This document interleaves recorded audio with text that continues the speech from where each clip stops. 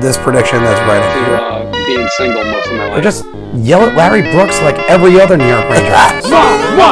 Well, today is the 27th anniversary of a day that will live in infamy. There's 2 days on the hockey calendar every single year that whenever I look at it, I can't help but say, this is a day that I look forward to just to even think about with nostalgia.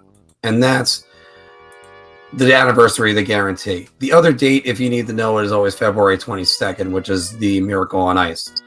So the guarantee, even though there is other guarantees that people have made, to me, there's only 2 guarantees in all of sports, and this is the only one that really mattered. Joe Namath mattered because it established the AFL is on the same plane as the NFL. But Mark Messier's guarantee, there was so much more pressure on him. And all he just was trying to say as he met a scrum of reporters at the practice was, I really believe we can go out there and win. And he comes out with, we will win tonight, all over the New York Post. And as Mess said, I just wanted to roll over in the covers and call it a day.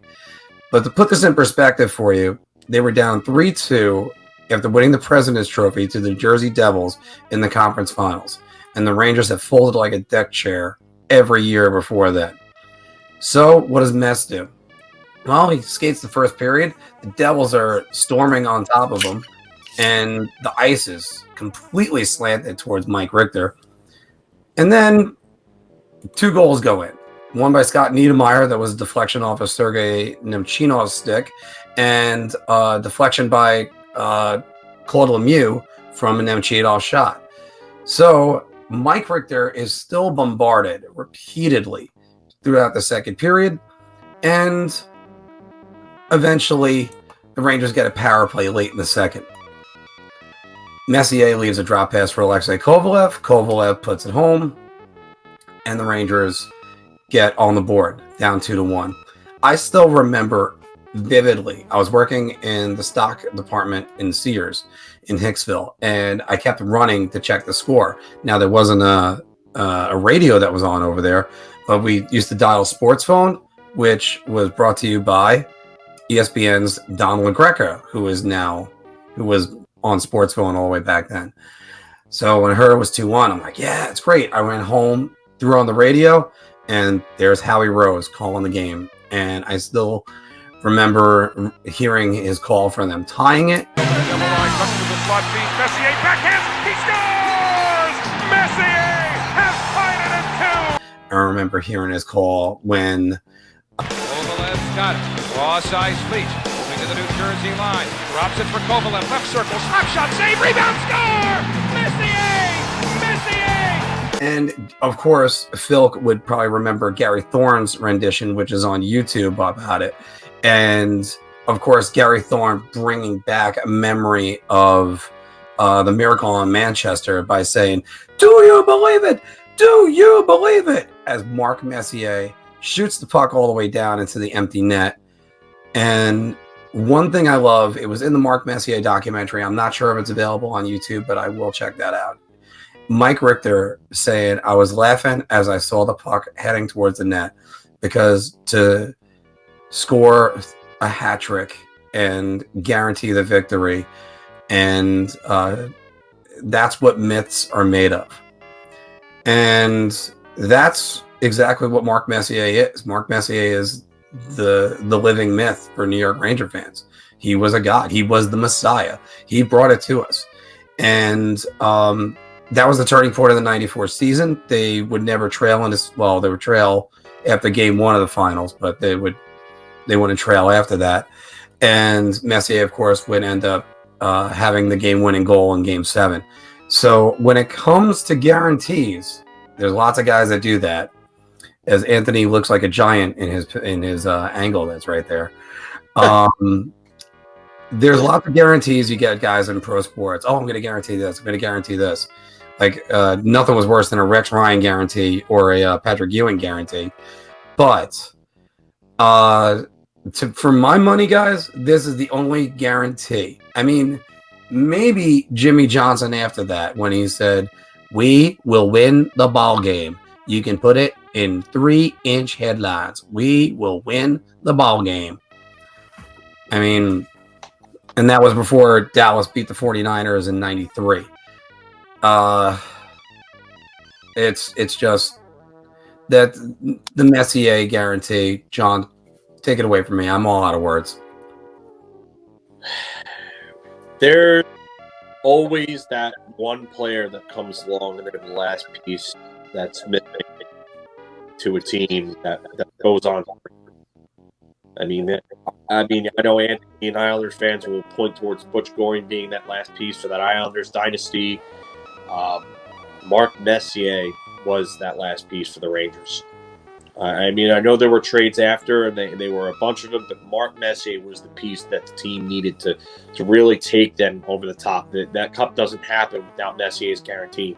And you could argue that Messier was Conn Smythe worthy for the way that he played in those playoffs. I mean, he had over 30 points himself, even though Brian Leetch had best postseasons ever for a defenseman. But Messier, funny enough, Messier had another game like this. And a former teammate in two different locations actually said this quote, because I always reference it. Game 5, 1990 Campbell Conference Finals between the Oilers and the Blackhawks. And Mark Messier gets called for an absolutely atrocious penalty. And he's fuming. He's in the box. He comes out. The first guy he sees is Doug Wilson. And he just chases Doug Wilson around the ice. And he ended up scoring a big goal in that game to help win that game in that series. And Adam Graves, who was on Edmonton's kid line with Marty Gelinas and Joe Murphy at that time, was quoted as saying, "You should have seen the fire in his eyes." And I get chills when I say that, because that's the type of player that Mark Messier was. Mark Messier would go out there. Not only would he make you want to run through a wall in the locker room, but he went out there and he absolutely took games over. And that's what he did on this day 27 years ago. 27 years ago was, like you said, it's the one guarantee that counts for me, because it just the way he did it, the pressure situation it was in, and the 54-year drought that was going on at that time. We'd never seen anything like that. And to win in New York, when you win in New York, you're a god in New York. Brian Leetch is a god in New York. Mike Richter is a god in New York. Mark Messier is a god in New York. Patrick Ewing, if they would have finished off the Rockets in Game 6, he would have been a god in New York.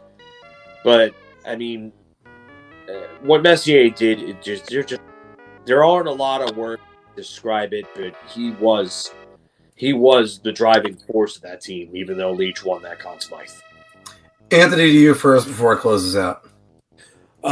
So yeah, as an Islander fan, obviously seeing what the Rangers did in '94 at that guarantee was hard to see.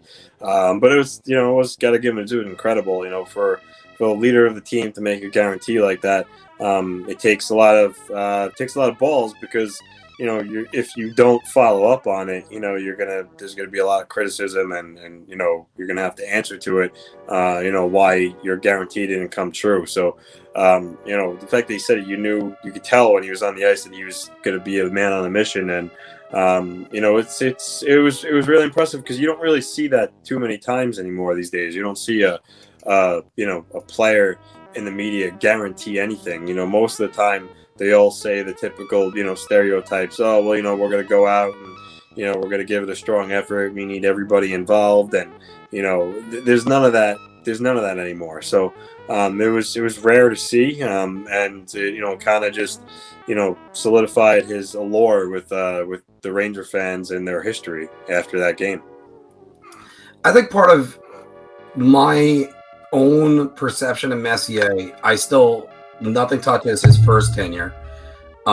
His second tenure was more like a victory tour, I think. And when he left for Vancouver, I was still annoyed. I'm really more annoyed first at Dave Checketts for his comments. How long do I have to pay for the '94 Cup? When he was ready to shell out more money to Patrick Ewing. But the real thing is Messier left. I think it was 3 years that he was gone, and then he came back.